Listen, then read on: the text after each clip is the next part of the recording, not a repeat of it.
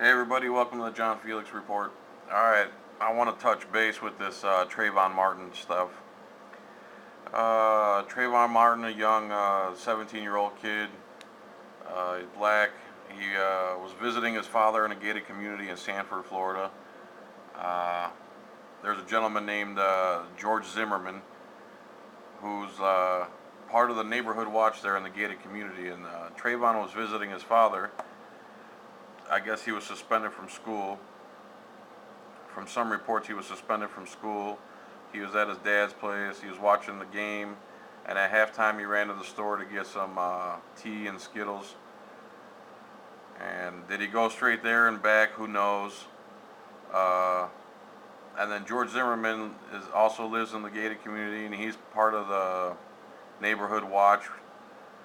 And he seems like a really overzealous.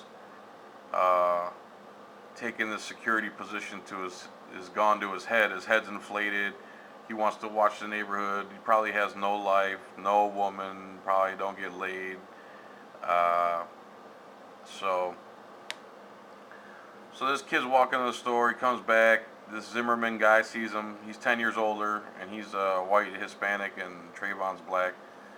And for some reason, he thinks this kid looks suspicious, and I'm assuming it's because of the hoodie and that he's black and he's in a gated community, and you know those three things to a racist person are quote unquote suspicious. So he calls 911. He said he looks suspicious. He must be on drugs. I mean, I don't know what would give him that idea other than he's black with a hoodie. But anyway,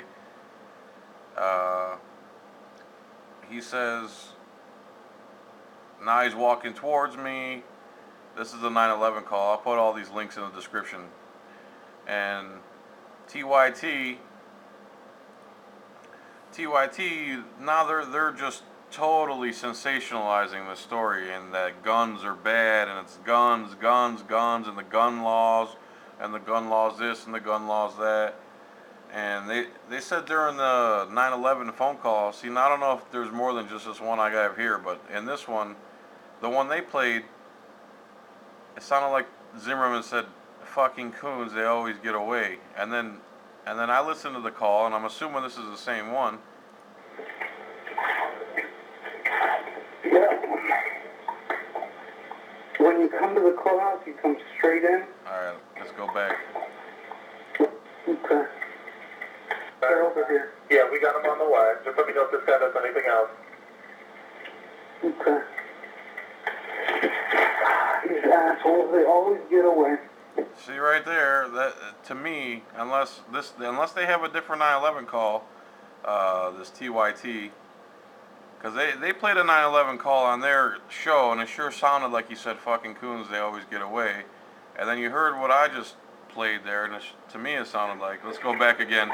They're over here. Yeah, we got him on the way. Just let me know if this guy does anything else.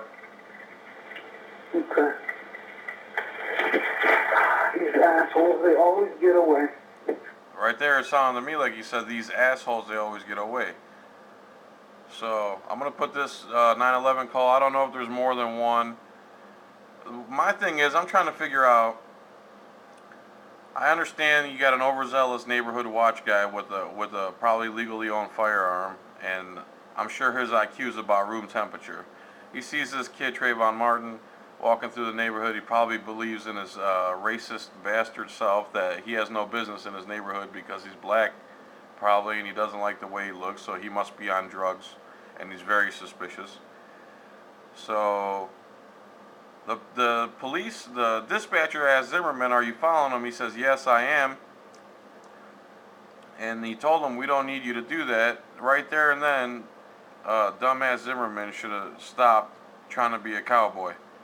So I guess he hangs up the phone, and so this is where I'm confused, all the details of the story. So after that, I'm assuming he hangs up the phone, but then I read other reports where you can hear on the phone call him getting shot, and a warning shot, and then they say that Trayvon Martin was begging for his life. So I got to do some more research, but from after this phone call here, after he hung up, I'm assuming he kept following him, and he must have said something to him. Who knows what he said?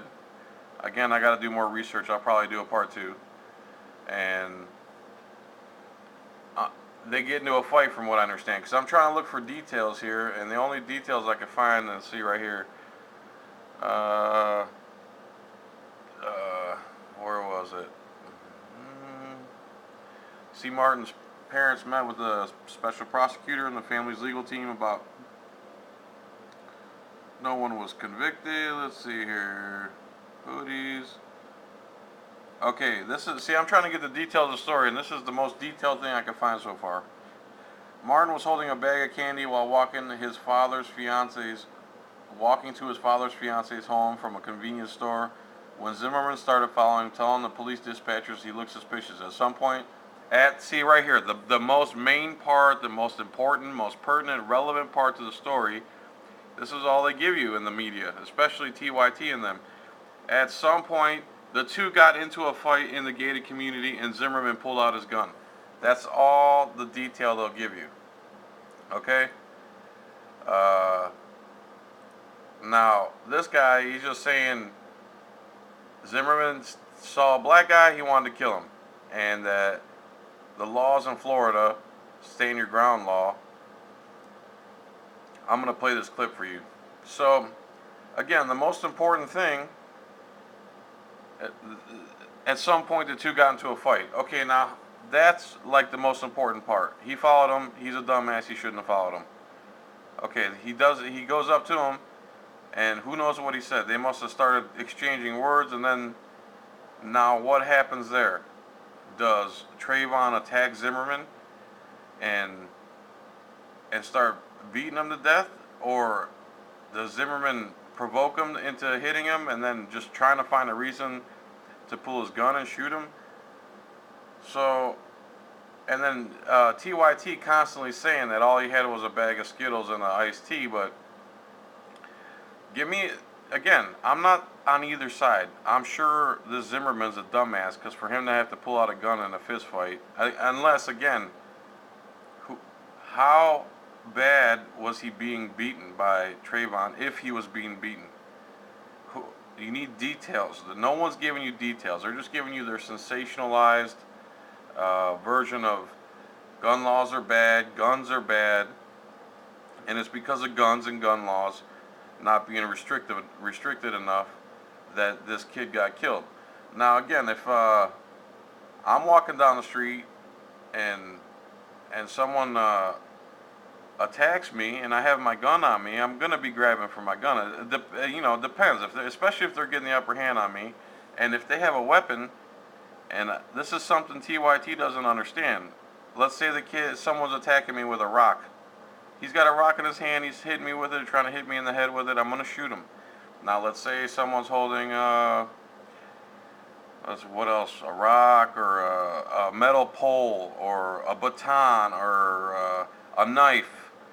I'm going to pull my gun out, I'm going to shoot him. Now, if someone's attacking me and they have a full can of iced tea, which weighs like 1.5 pounds, and they're trying to beat me over the head with it, it's a can of iced tea, but if they got the upper hand and I feel like this next blow is going to be the last one I ever see, I'm going to pull my gun. I'm not saying that that's what happened. I'm not saying that. I'm saying that there are situations where you can be killed with weird objects. Now, let's say Zimmerman was unarmed, for instance, and Trayvon Martin had a big can of iced tea, and he bludgeoned Zimmerman to death with it. Would TYT go, oh, we need iced tea can restrictions. Everything's going to have to be in a pouch now. We can't let people walking around with 1.5 pound metal cans full of liquid, because they can bludgeon somebody to death. And how dare they stand their ground when the guy's got a blunt object in his hand, blah, blah, blah, blah, blah, blah, blah. It's not the iced tea, it's not the gun, it's not the Skittles. It's two ignorant asses committing an ignorant act, and the biggest one is done by Zimmerman. If you ask me, the failure comes from the police force. You told this guy to stop following this guy. and then 2 minutes, however, a few moments later, he shoots somebody in the chest, and you don't at least take him into custody and do an extremely thorough investigation. The police dropped the ball on this one. Zimmerman dropped the ball because he's an idiot and doesn't know how to legally be responsible for being a gun owner. And again, and then let me play this clip for you here. Trayvon Martin case is the stand your ground law. Now, of course, as So right away he's going for the stand your ground law. always, conservatives will say, "Oh, nobody could have seen this coming." Now right away he starts with the left-right paradigm. Conservatives could have never seen it. Conservatives, like, there's only two types of people in America. Liberals and conservatives. There's no one in between, and he constantly is saying conservatives, conservatives, as if that represents everyone who doesn't see to his viewpoint. This tragedy, where it turns out people start shooting everybody and then calling it justifiable harm. Shooting everybody and then calling it shooting everybody. Shooting everybody. How sensationalized is that statement? Where everybody starts shooting everybody. Now listen to his numbers. Homicide. By the way, since it has passed in Florida, the number of so-called justifiable homicides. So-called justifiable homicides. So-called justifiable homicides. So he's saying the validity that any of these shootings were justified is pretty much preposterous because that's how he believes. Because of stand your ground law, has nearly tripled. Okay, it's nearly tripled. Oh my God, the justifiable homicides have nearly tripled.